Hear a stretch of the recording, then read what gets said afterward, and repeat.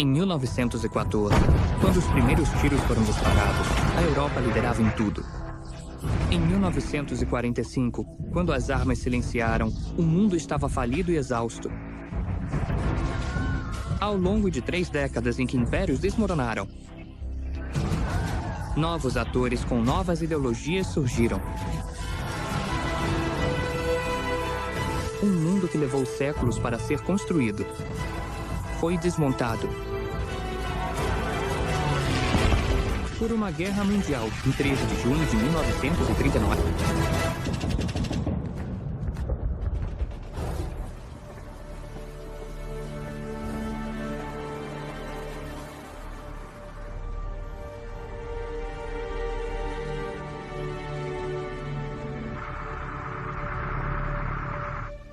Em 13 de junho de 1939, o embaixador britânico Sir Neville Henderson escreveu de Berlim: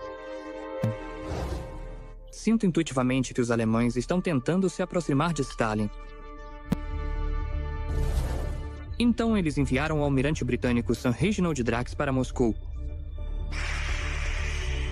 da maneira mais lenta possível. E para Stalin, enviar um diplomata de segunda linha, combinado com a recente assinatura do Pacto de Munique, foi a pá de cal. Com o Acordo de Munique, do qual foram excluídos, nem sequer foram consultados, eles começam a se desiludir com as potências ocidentais, Grã-Bretanha e França. Então Stalin começou a formar novas alianças.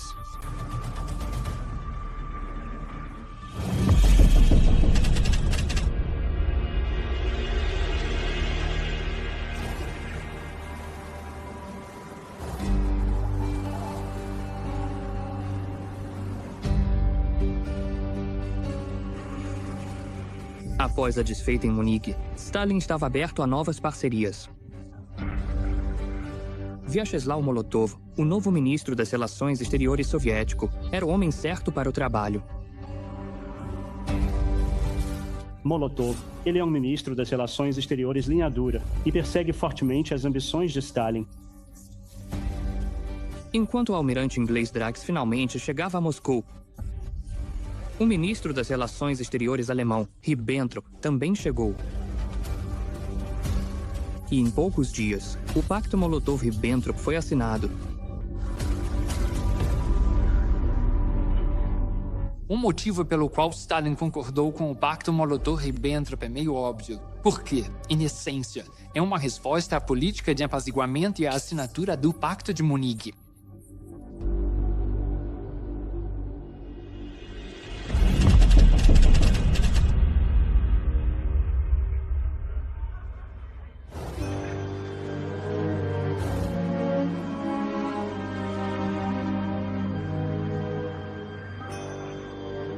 O Pacto Molotov-Ribbentrop era muito atraente. O pacto permitiu que Stalin anexasse o leste da Polônia, os estados bálticos e partes da Romênia e da Tchecoslováquia, empurrando a fronteira da Rússia quase tão a oeste quanto jamais estivera. Mas isso teve um preço. O avanço deixou o Exército Vermelho longe de suas fortificações de fronteira. Assim, assinar o Pacto Molotov-Ribbentrop foi realmente uma forma de adiar a invasão nazista à União Soviética, idealmente para que os alemães se esgotassem lutando contra os britânicos e dessem então aos soviéticos a mesma oportunidade que os britânicos queriam. Deixe que eles se esgotem, e então nós podemos entrar na Alemanha e tomar o controle da Europa. Em 1º de setembro de 1939, os alemães usaram ações em vez de palavras para anunciar o início da Segunda Guerra Mundial na Europa. Na primeira semana de setembro, as forças alemãs invadiram a Polônia por 3 lados. 2 semanas depois, conforme acordado nos protocolos secretos do Pacto Molotov-Ribbentrop, o Exército Vermelho invadiu pelo 4º lado. A Polônia era um país pobre, cujo orçamento nacional era menor do que o da cidade de Berlim. Mas ela tinha aliados. Hitler fez um discurso no Reichstag no qual ofereceu paz. A França rejeitou a proposta de Hitler em 10 de outubro e a Grã-Bretanha no dia 12. O que eles rejeitaram foi um convite para aceitar uma nova Europa, na qual as conquistas alemãs seriam aceitas e ratificadas. Tchecoslováquia, Memel e Polônia.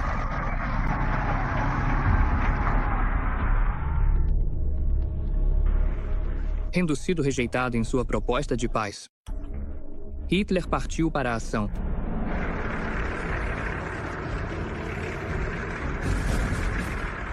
Em 25 de outubro de 1939, Hitler definiu a data para uma invasão através de Luxemburgo, Bélgica e Holanda. Devido ao mau tempo, a invasão foi adiada repetidas vezes. E embora a guerra tenha sido declarada em setembro de 1939, não houve combates reais entre os nazistas e os aliados até abril de 1940. Esses meses ficaram conhecidos como a Guerra de Mentira. E os franceses, na verdade, chamam de drôle de guerra, a guerra engraçada, a guerra estranha. E o motivo desse nome, seja de mentira ou engraçada, é que era uma guerra que não era guerra, não havia nada acontecendo. Não havia realmente combates acontecendo. Mas depois de mais de 6 meses esperando e acumulando recursos, a Guerra de Mentira chegou ao fim com a invasão da Noruega por Hitler em abril de 1940.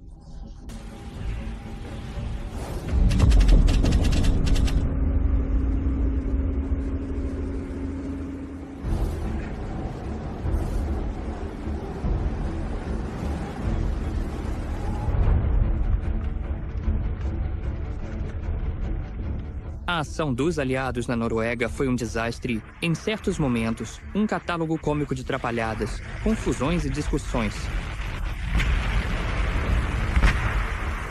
De certa forma, o fracasso na Noruega foi o estopim, depois de muitos anos de apaziguamento e políticas fracassadas em relação à Alemanha. E foi finalmente o ponto em que, para muitas pessoas, foi demais. O único ponto positivo para os aliados foi o dano causado à marinha alemã,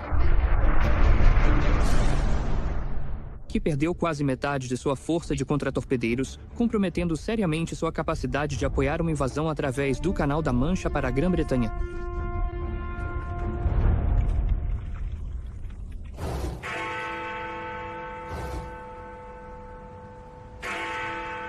A campanha norueguesa teve outro efeito duradouro na guerra. E foi o desastre da Noruega que realmente fez Churchill se tornar primeiro-ministro. Porque quando ficou claro que a missão na Noruega foi um completo fracasso, muita insatisfação com o governo de Neville Chamberlain começou a vir à tona. E Winston Churchill estava pronto para assumir o lugar de primeiro-ministro. Provavelmente nunca houve um momento em que alguém se tornou primeiro-ministro da Grã-Bretanha, ou talvez de qualquer outro país, enfrentando uma crise tão absolutamente grave. Mas se algum dia existiu um homem certo para o momento, esse era o homem para aquela hora.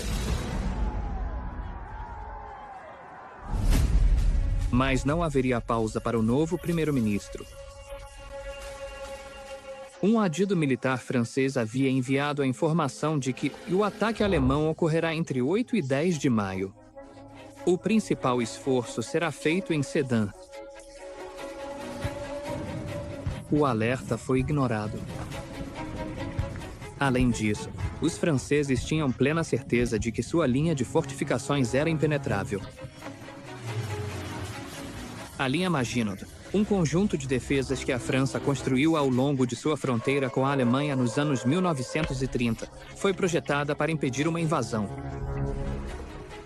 Ela incluía dezenas de fortalezas, bunkers subterrâneos, campos minados e baterias de canhões. Os franceses sentem que estão protegidos atrás da linha Maginot. Quando a guerra começar, eles enviarão tropas para a Bélgica e encontrarão os alemães. Eles não precisariam de um grande número de tropas protegendo a fronteira com a Alemanha por causa da linha Maginot. Mas esta era a Segunda Guerra Mundial, e os alemães estavam travando um tipo diferente de conflito. Resumindo, os alemães atacaram em um lugar onde os franceses não esperavam ser atacados.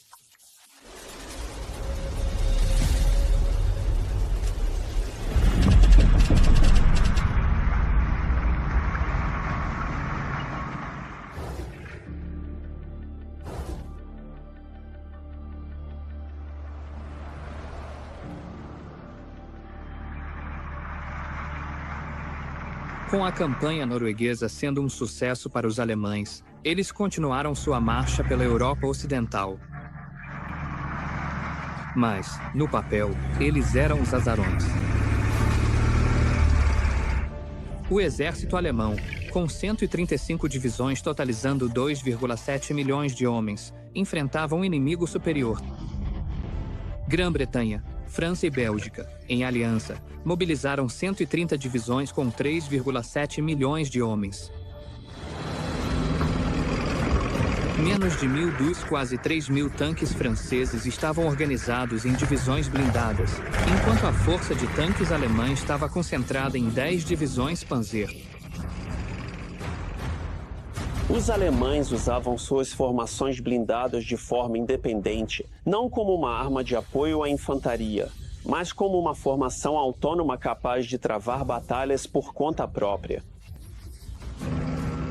Na Segunda Guerra Mundial, o Panzer mudou o estilo de combate.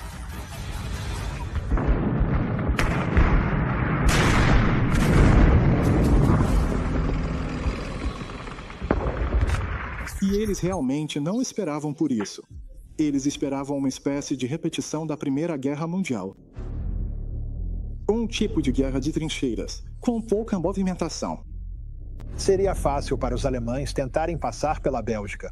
Eles nunca vão passar pelas Ardenas, porque as Ardenas são florestadas, são cheias de colinas e são cortadas pelo rio Mosa, que supostamente é inexpugnável, mas na verdade tem margens muito íngremes. Como, afinal, os alemães conseguiriam atravessar o rio Mosa com tanques? As primeiras unidades alemãs chegaram ao Mosa às 14 horas do dia 12 de maio. A maioria das unidades que chegavam ainda não tinha visto um soldado inimigo. Então, no dia 13, a Alemanha usou sua enorme superioridade aérea contra as unidades de reservistas que defendiam Sedan.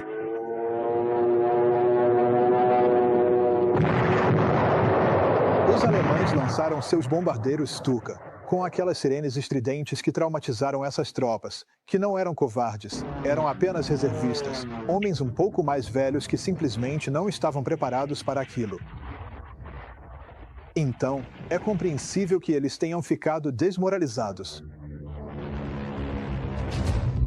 A Batalha de Sedan foi uma derrota esmagadora para os aliados.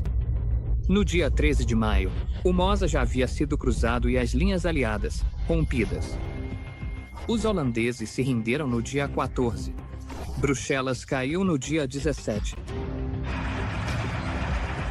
Em apenas 7 dias, os alemães avançaram 320 quilômetros, dividiram os exércitos aliados e Paris já estava no horizonte.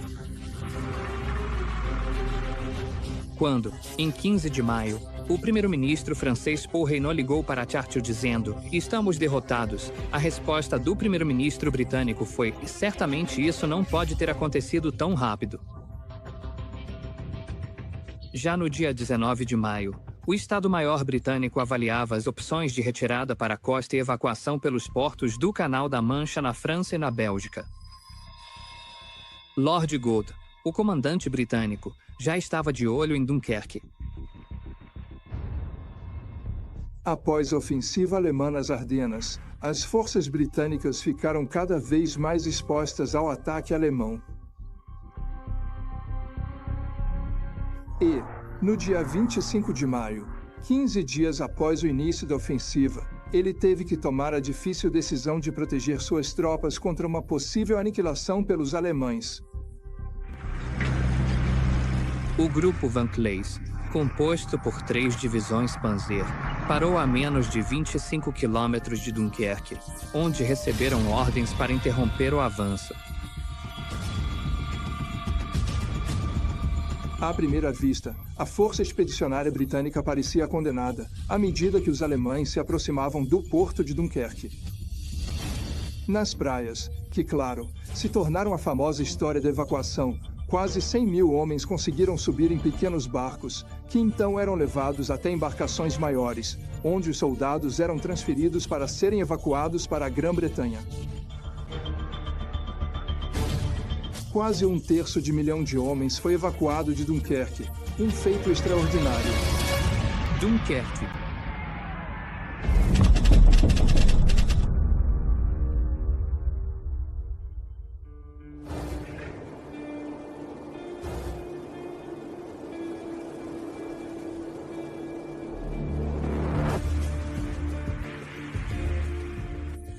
Foi um desastre para o exército britânico, que foi obrigado a abandonar a maior parte de seu equipamento. Mas houve uma euforia na Grã-Bretanha quando o público soube dos esforços bem-sucedidos de evacuação. Churchill respondeu rapidamente: devemos ter muito cuidado para não atribuir a este resgate os atributos de uma vitória. Guerras não são vencidas por evacuações. Nesse momento, Churchill começou a mobilizar sua arma mais poderosa da Segunda Guerra Mundial, seus discursos de guerra. Lutaremos nas praias, lutaremos nos campos de pouso, lutaremos nos campos e nas ruas. Lutaremos nas colinas. Jamais nos renderemos.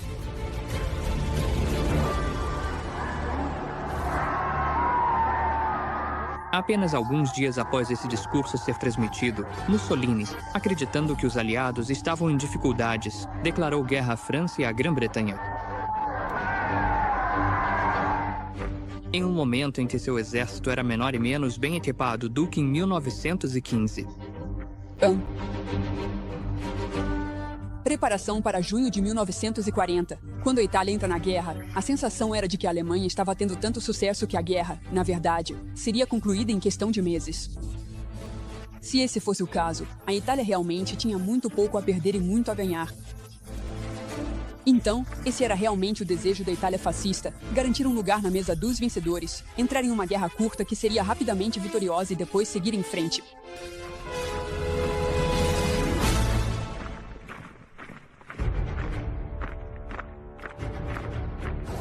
Na França, em 14 de junho de 1940, o general Bogislaw von Studmitz liderou a 87ª Divisão de Infantaria pelas ruas quase desertas de Paris. O exército alemão derrota o exército francês em 6 semanas e depois ocupa Paris em 14 de junho de 1940. Essa é a maior vitória militar individual de Hitler. E também marca o auge de sua popularidade na Alemanha.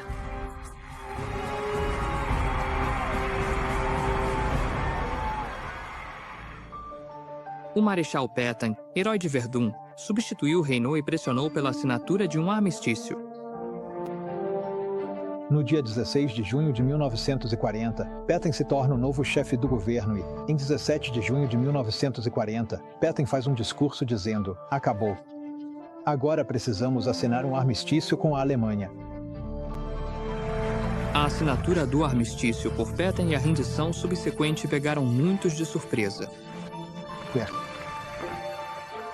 Então há um pânico terrível entre a população francesa, e Pétain meio que se apresenta como a figura paterna, o homem que vai pôr fim a essa onda terrível de população que é chamada de o êxodo, esse grande êxodo de pessoas de uma parte para outra. Ele disse: agora vou pôr fim à guerra. E assim ele faz. Mas Hitler faz com que seja o mais humilhante possível.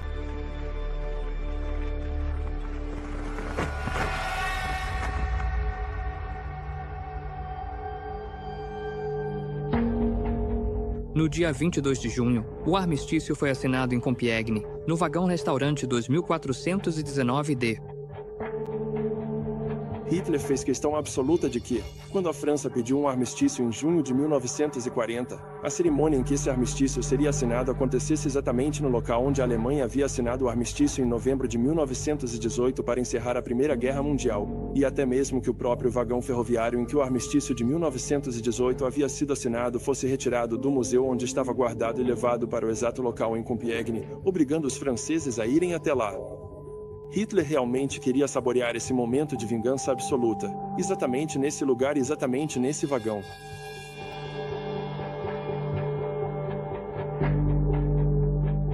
Sob as ordens de Hitler, o vagão foi destruído em 1945.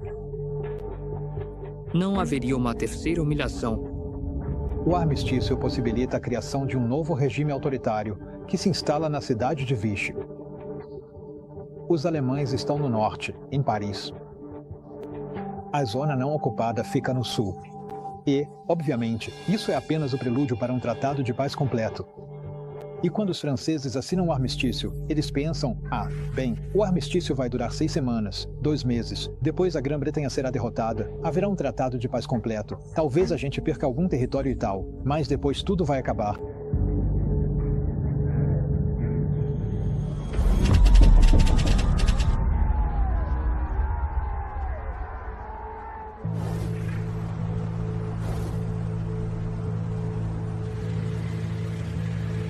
A queda da França significou muito para seu povo. Mas, em termos econômicos, foi um desastre. Isso retirou uma grande economia industrial da causa aliada e a enxertou na dos países do eixo. No armistício, os franceses concordaram em pagar aproximadamente metade das receitas do Estado francês para custear as forças de ocupação. Isso foi realmente importante. À medida que a guerra avançava, os alemães precisavam de cada vez mais recursos. Então, o que eles tiravam da França aumentava sistematicamente. Em média, ao longo de toda a guerra, aproximadamente 1/3 de tudo o que era produzido na França ia para a Alemanha. A queda da França também colocou seus portos atlânticos nas mãos dos alemães, reduzindo pela metade a distância que os U-boats precisavam percorrer para chegar ao Oceano Atlântico. Stalin, segundo Khrushchev, xingou os franceses e os ingleses. Agora ele precisaria acelerar o rearmamento e consolidar suas fronteiras. Como é que eles deixaram Hitler acabar com eles desse jeito? Ele esbravejou. Em resposta, Stalin anexou os estados bálticos, conforme havia sido acordado no Pacto Molotov-Ribbentrop, e o Exército Vermelho entrou na Bessarabia e na Bucovina, na Romênia. A absorção dos estados bálticos foi, como disse Goebbels, o nosso preço pela neutralidade da Rússia.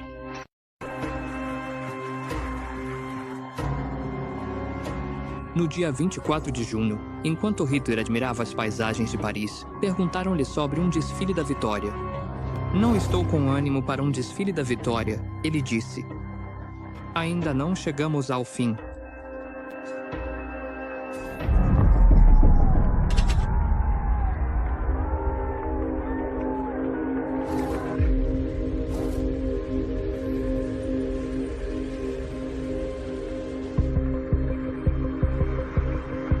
Uma nova França, chamada de État Français, passou a existir em 12 de julho. Então, alguém que se recusa a aceitar a ideia de um armistício é o general de Gaulle. Ele conseguiu chegar à Inglaterra no dia 17 de junho, o mesmo dia em que Pétain faz seu discurso pedindo um armistício. Winston Churchill permite que ele fale na BBC no dia 18 de junho, e ele faz um discurso que se tornaria famoso.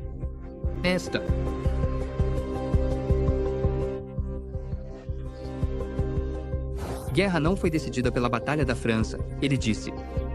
Isto é uma guerra mundial. Teríamos que sobreviver a muitos conflitos, mas eles, sem dúvida, nos levarão aos triunfos mais gloriosos. E, a partir daí, o caminho para a dominação mundial estará praticamente aberto diante de nós. O terror lançado sobre o povo alemão seria retribuído muitas e muitas vezes.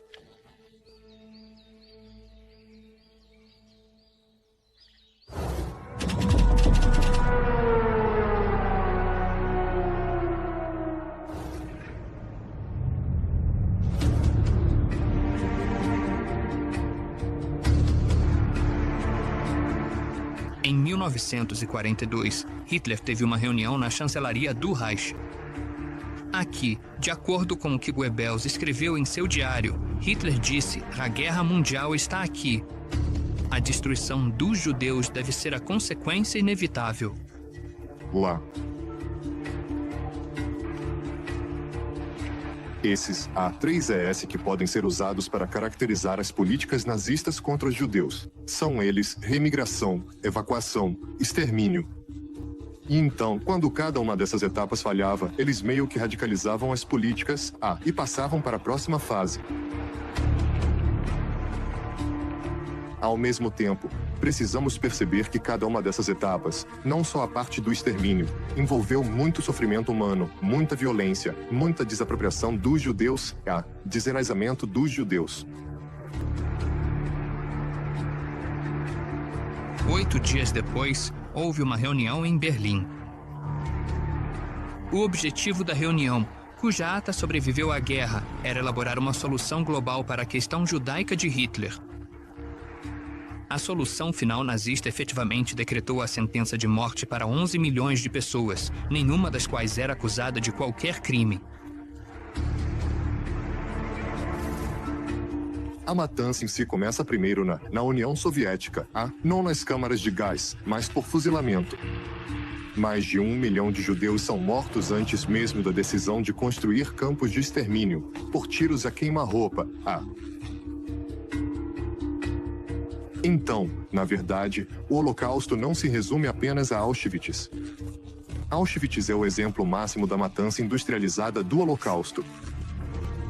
Mas tudo começou alguns anos antes disso, em pequenas aldeias da Ucrânia, Lituânia, Bielorrússia, com uma violência muito brutal e íntima praticada por alemães, ucranianos, lituanos e outros.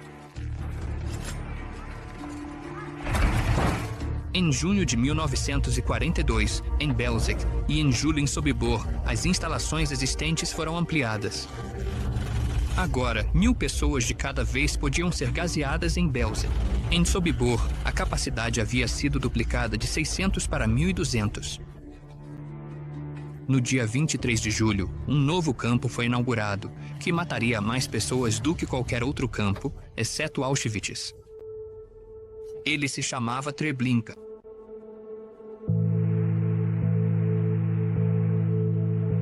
E era um dos muitos campos de extermínio agora espalhados por toda a Europa Oriental.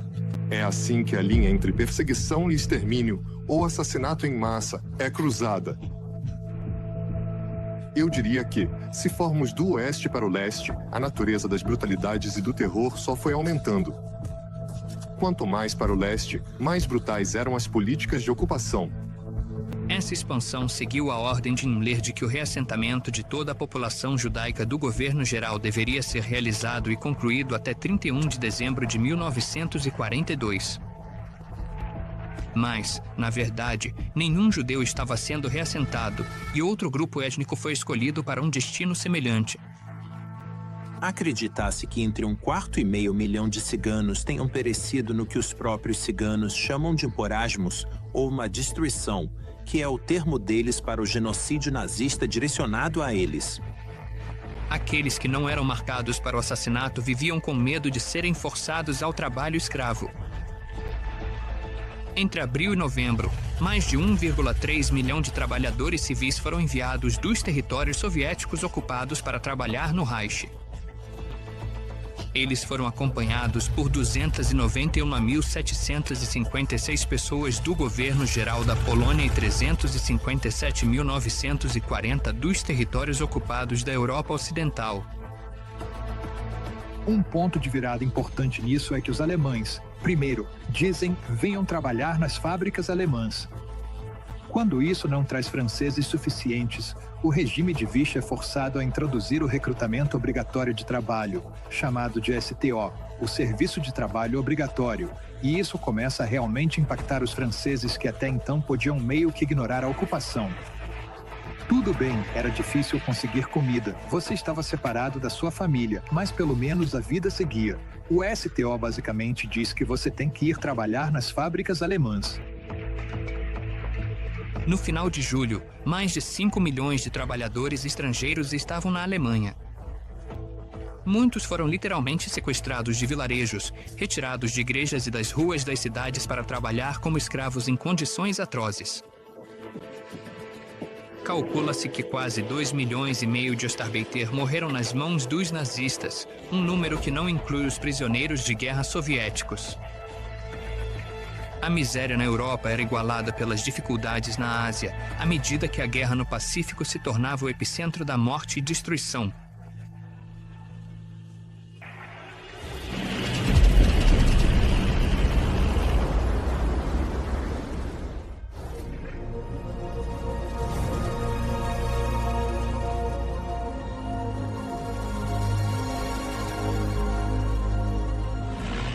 Às 6 horas da manhã do dia 4 de junho, o tenente-piloto Howard B. Adey, da Marinha dos Estados Unidos, relatou 2 porta-aviões, 2 couraçados, rumo 320 graus, distância de 180 milhas, curso 135 graus, velocidade de 25 nós.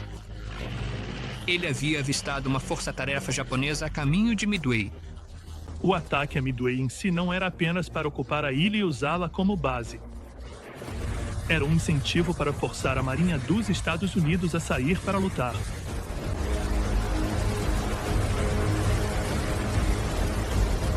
Então, em vez de atacar Midway com 6 grandes porta-aviões, agora Yamamoto vai atacar Midway apenas com 4 grandes porta-aviões.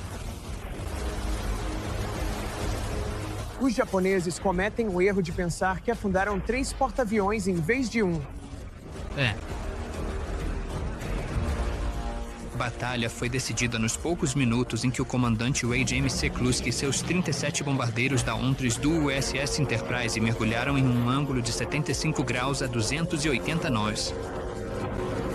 Apenas um porta-aviões japonês sobreviveu. O plano japonês era, mais uma vez, complexo, com várias variantes, espalhado por todos os lados, mas dependia de que os americanos fizessem o que eles achavam que os americanos fariam. Os americanos jogaram do jeito deles e venceram. A notícia sobre Midway foi passada ao primeiro-ministro Tojo com palavras tipicamente obtusas e distorcidas. A Marinha, ele foi informado pelo general Moritake Tanabe, cometeu um grande erro. A partir desse momento, todos aqueles planos operacionais detalhados em que os oficiais da Marinha japonesa vinham trabalhando há décadas, tudo isso acabou. Em 7 de janeiro, o USS Pollock afundou um navio cargueiro japonês perto de Tóquio, o primeiro dos 1.113 navios mercantes e 201 navios de guerra que os submarinistas americanos afundariam na Guerra do Pacífico. O Japão, um país que dependia do transporte marítimo para o abastecimento interno, além do comércio e do apoio às tropas, tornou-se cedo um candidato à fome. Os japoneses agora eram obrigados a travar o tipo de guerra para o qual estavam menos preparados, uma guerra defensiva de desgaste. O país praticamente não havia se preparado para esse tipo de guerra.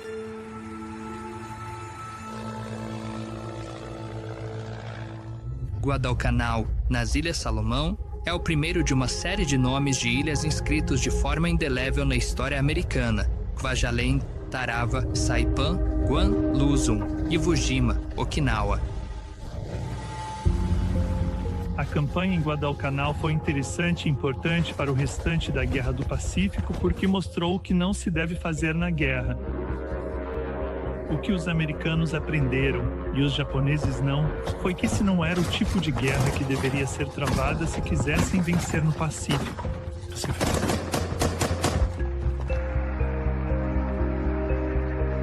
Para cada militar americano no Pacífico, havia 4 toneladas de suprimentos.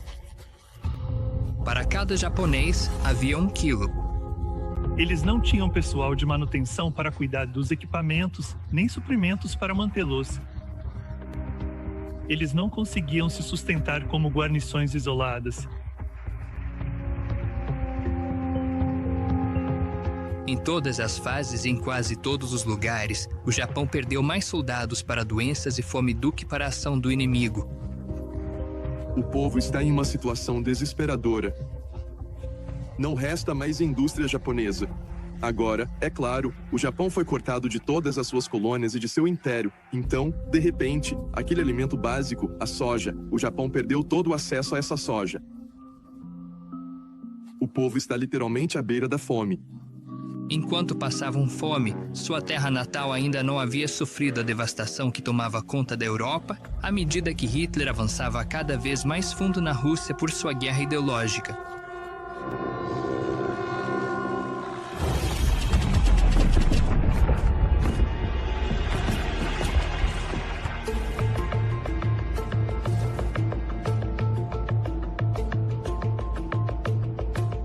Em 5 de abril de 1942, Hitler emitiu a diretriz número 41 para a Operação Azul, com o objetivo final de destruir qualquer poder militar remanescente dos soviéticos. Cada vez mais, a discussão de Hitler deixa de ser sobre recursos econômicos e a destruição do Exército Vermelho Soviético. Isso já é dado como certo, e cada vez mais a guerra se torna ideológica. Um ano após a Barbarossa, a Alemanha lançou a Operação Azul 1, tendo Voronezh como alvo. O Exército Vermelho no sul entrou em colapso, e as formações do eixo inundaram a região de Voronezh até Rostov-do-Don. Em 23 de julho, Rostov-do-Don voltou para as mãos dos alemães. A confiança gerada por isso encorajou Hitler a dividir suas forças. O grupo de exércitos avançaria para o sul em direção aos campos de petróleo do Cáucaso. O grupo de exércitos B avançaria para o leste em direção a Stalingrado.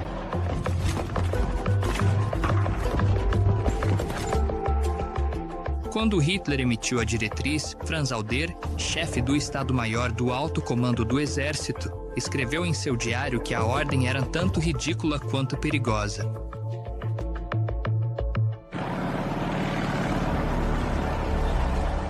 Em 23 de agosto, o 6º Exército chegou ao Volga, ao norte de Stalingrado.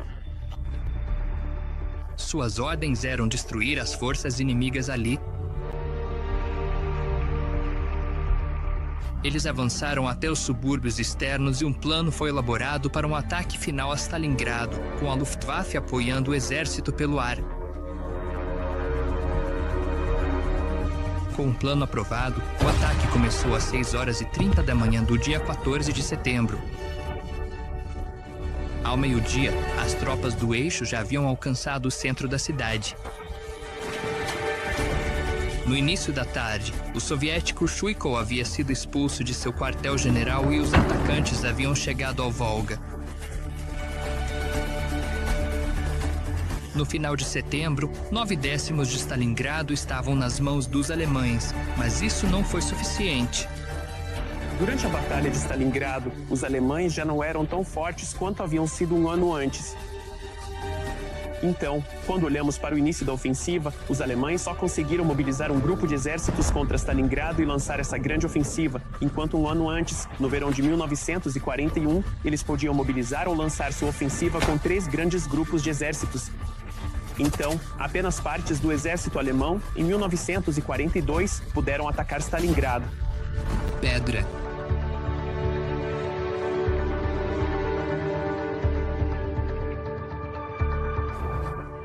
Não resistiu ao ataque, disse Chuikov, mas os homens resistiram. Em 19 de novembro, a Operação Urano, o contra-ataque em Stalingrado, que começou com um bombardeio monstruoso em meio a uma névoa densa e nevasca, entrou para a história soviética. 19 de novembro agora é celebrado como o Dia da Artilharia. Foi uma derrota impressionante para o outrora poderoso exército alemão.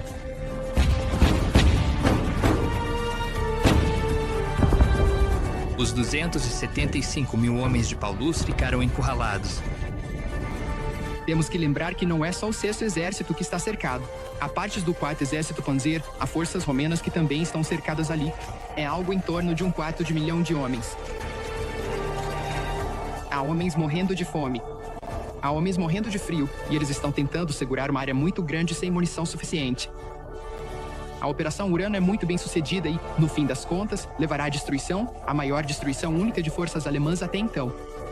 Com o desastre na frente oriental, as atenções se voltam para o norte da África e para Rommel mais uma vez.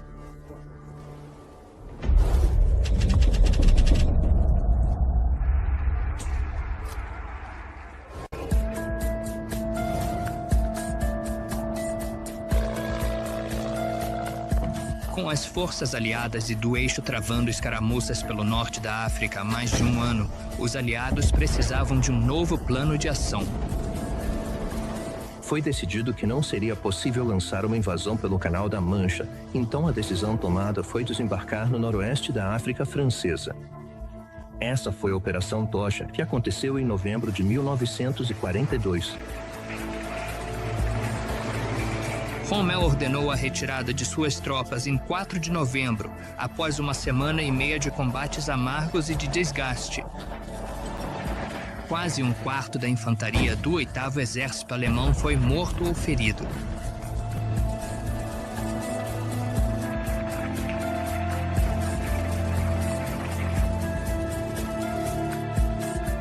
Quando os desembarques aliados da Operação Tocha atingiram as praias no outro extremo do litoral norte-africano, os alemães transferiram aeronaves para enfrentá-los. Os combates no norte da África se intensificariam, avançando da Líbia para o Egito, Tunísia e Argélia. Quando os últimos elementos das forças do eixo na África se renderam em Cabo Bom, em 1943, 275 mil soldados alemães e italianos foram capturados pelos aliados. Foi um revés para Hitler. Foi uma catástrofe para Mussolini. E os problemas de Mussolini só iriam piorar.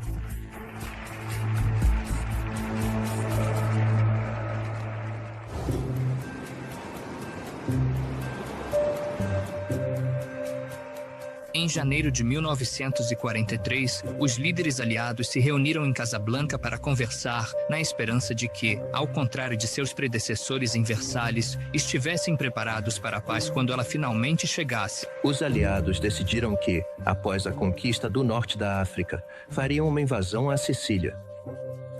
Isso serviria para atrair as forças alemãs para o Mediterrâneo, apoiar a União Soviética e enfraquecer a posição alemã na Europa Ocidental, mas também permitiria que os aliados garantissem as rotas marítimas do Mediterrâneo e mantivessem a pressão ofensiva durante 1943 contra o eixo. A invasão da Itália era o desejo de Churchill, mas Roosevelt já mirava o prêmio final. Ao mesmo tempo, Roosevelt também anunciou, mais ou menos de forma unilateral, que só aceitaria a rendição incondicional.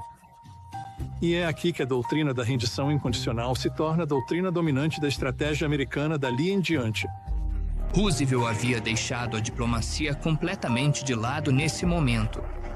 Agora, apenas a força poderia decidir essa guerra. Mas, na minha opinião, Roosevelt anunciou a doutrina da rendição incondicional como um complemento à sua aceitação ou acordo com a invasão da Itália. Ele estava tentando tranquilizar os russos de que os americanos iriam permanecer na guerra até o fim. Eles não iriam fazer o que alguns americanos chamavam de atacar pelas beiradas, ou seja, apenas cutucar os alemães nas periferias da Europa, norte da África e Itália. Eles realmente estavam comprometidos até a batalha final e iriam ficar ao lado dos russos até o fim.